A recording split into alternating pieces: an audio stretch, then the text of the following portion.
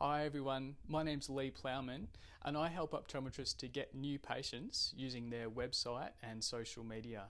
Head to optomly.com.au. Today I'm excited to share with you how you can get patients to do what you want them to do. And we're going to tackle the example of getting someone to try multifocals for the first time. Stick around at the end because there's a bonus there too. So let's dive in. Recently, I attended a great webinar by a behavioural expert, Bree Williams.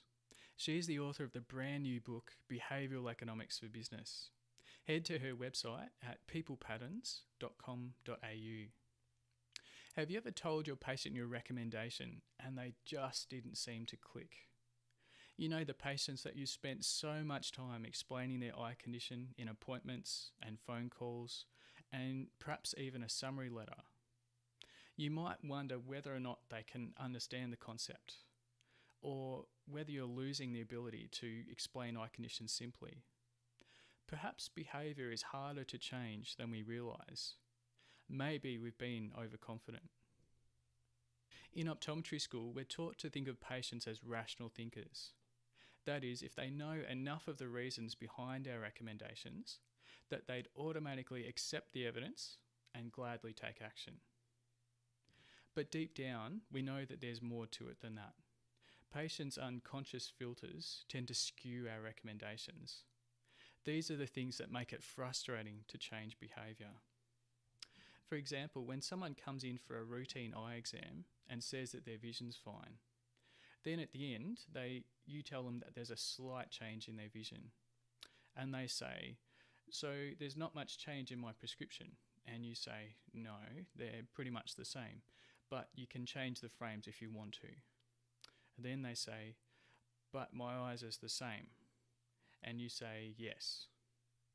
Clearly, they came in expecting you to say that their eyes aren't any worse, and they just wanted you to confirm this. So let's take an example of a potential multifocal wearer. They already told you that they keep putting their reading glasses down and they can't find them. And you know that they'd benefit from multifocal lenses. What do you say next? You might remember the fight or flight response at uni. You know, the sympathetic versus parasympathetic system, otherwise known as stay and fight or rest and digest. It turns out that there's a similar system for our thoughts. We have system 1 and 2. System 1 is like the parasympathetic system, and it's the default or autopilot section of our minds. This is the part of our minds that's the easiest to use. It's the path of least resistance, where we tend to maintain the status quo. In our example, this is the section of your patient's mind that says, "Stay with reading glasses, they're not so bad." System 2 is like the sympathetic system. It's the thinking section of our minds, and this is where we have to stop, pay attention, and weigh up the logical evidence. This is the section of our mind that reasons, let's give multifocals a try. Let's have a look at the behavioural barriers that get in the way of patients trying multifocals, and then we'll look at some things that encourage them to do so.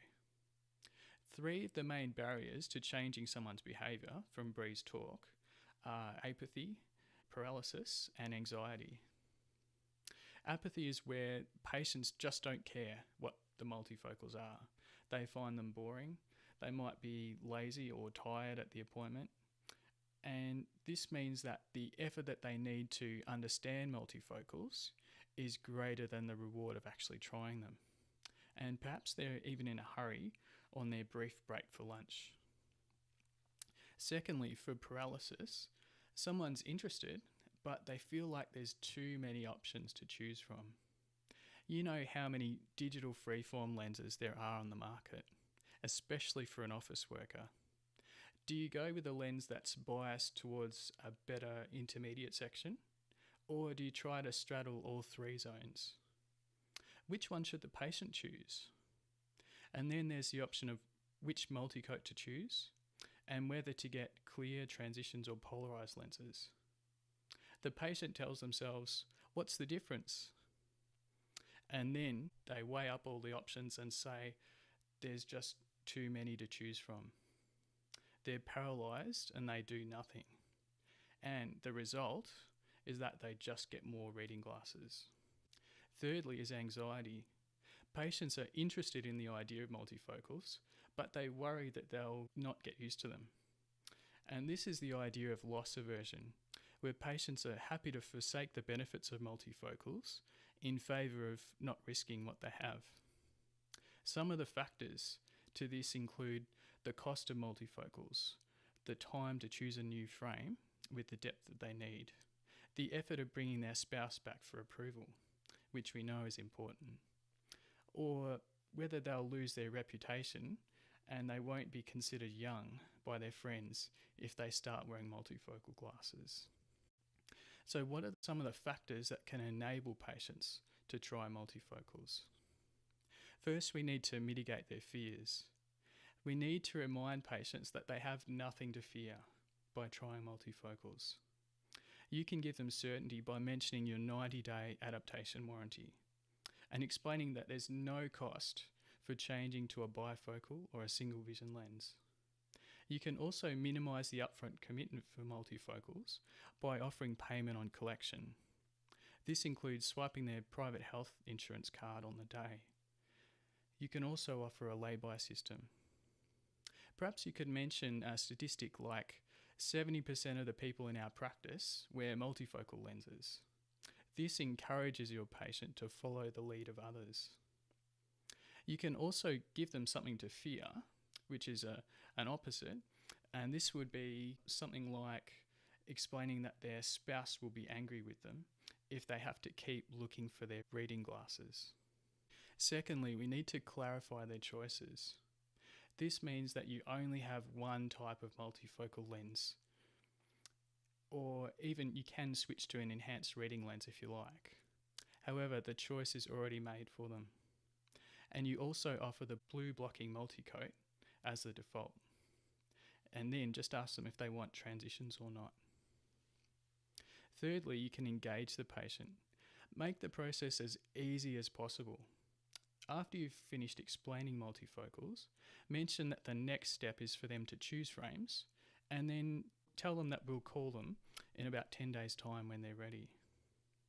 You might also include some signage about multifocals around your practice.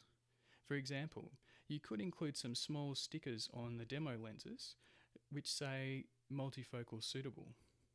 Anything without a sticker might be borderline. And this is an opportunity for patients to ask you whether or not they'll fit.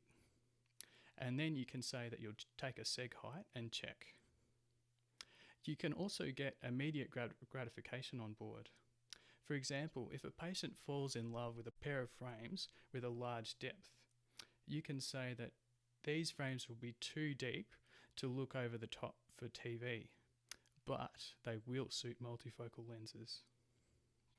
I hope that you find some of these tips useful to be able to boost the number of patients in your practice who are trying multifocals. Remember what keeps patients from taking action and how they can be rewarded by taking action. Give some of these a go on Monday and let me know how you go. What about the bonus that I mentioned before? Well, it turns out that you can apply similar principles to your website too, and to your recall letters, and almost anything else that you make. On your website, you need to imagine a patient viewing your website. What would you tell them to click on once they land on your homepage? If you could stand next to them, what would you tell them to do next? Your website has to have a clear goal in mind. That is, to direct patients to make an appointment. If you have an online booking option, then make this a big button in the top corner that stands out from everything else.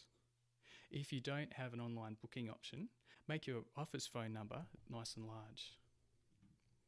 This makes it easy for patients to know what to do on your website. Also, try to avoid using lots of different colours on your website, or using the same colour as your appointments button in lots of different places. And this avoids too much confusion for patients. Thirdly, make sure that your website font isn't too hard to read. Choose an easy to read font like Arial or Helvetica, and don't try to put too much text on the page. In a previous article, I mentioned how patients only read a small percentage of what you write. Even though you've gone to so much effort to make a really good written piece, try to save yourself the effort and make it as compact as possible. Here's an example of my local chiropractor's website. It looks great. You can see how little text they've used and how easy it is to find what to do next. I hope you found this bonus useful for your website. Today, I hope you found a few useful ideas and tips that you can use to encourage more patients to try multifocals for the first time, and also that you can make some little adjustments to your website to get more people to make an appointment with you. If you need a hand with your website, email me at lee@optomly.com.au. Also, if you haven't already, please sign up for my free email newsletter. Just tap on the link underneath this video and you'll see the link in the description. Thanks again for watching. It's always a pleasure, and please stay tuned for more.